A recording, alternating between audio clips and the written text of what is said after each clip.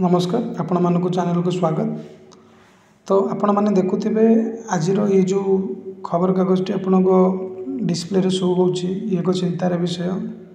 Classroom रे मद पीले दुई नवम श्रेणी छात्र अभियोग पर अभिभावक नाली आखि। आज्ञा एभली एक अभावन घटना घटी आमर बालीपाटना ब्लॉक रे। तो देखंतु ये जो दंडमुक्त अंचल जदि एपरी दंडमुक्त अंचल रहे तेल पिला माने देखंतु श्रेणी रे मद पे।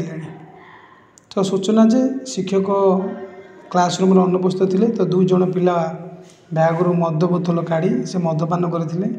अन्य शिक्षार्थी मैंने जिते जाकि एचएम को हेडमास्टर को कंप्लेन देले तो हेडमास्टर आसी तागिद करते अभिभावक को डकई पठाई।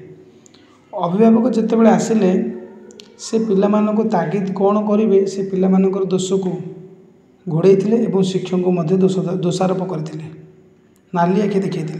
यही जदि चलो तेज जड़े शिक्षक किपर उत्तम पाठ पढ़ेब विद्यालय में शिक्षकों सिक्यूरीटी बोली किसी ना। तो जो मैंने भल पाठ पढ़ुं से भविष्य यार प्रभाव पड़ो। तेणु विचार आपण मानकर दंडमुक्त अंचल हवा उचित ना दंडयुक्त अंचल हवा उचित।